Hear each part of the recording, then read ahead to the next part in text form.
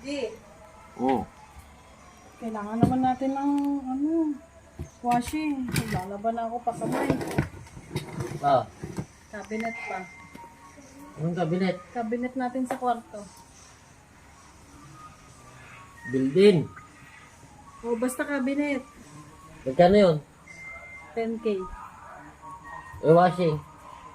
8K. 8K. 8K.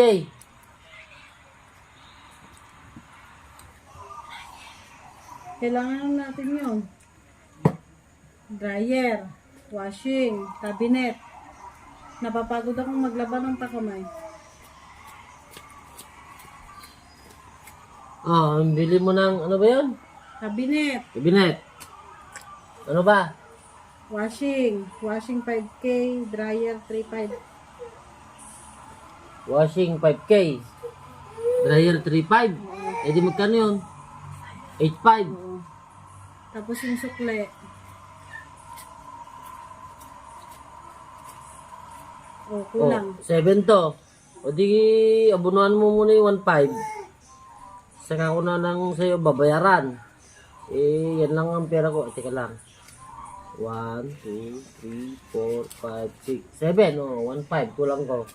Utang mo din sa akin yung abono ko 1.5. Eh, paano ako nagkautang eh?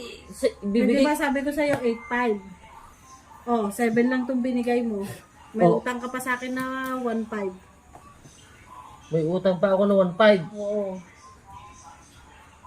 Eh, sobra yan eh. Paano ako nagkautang? 7 ang binigay mo. Magkano yung washing tsaka dryer? Oh, kunin ko lahat yan. Oh. Oh, may utang ako sa iyo na 1.5.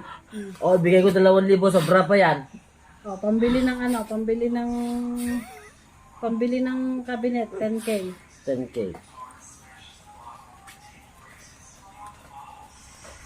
Oh, yan. Oh, 10. Oh, pambili ng washing tsaka dryer 8.5 'yon. 8.5. Oh. 5,000. O, di 3.5. Oh, 3.5 ang utang mo sa Ay, akin. hindi. Doon na lang ako sa 1.5. Doon na lang ako sa 1.5. Eh, 3.5 na naman. Nagdagdag ka na naman.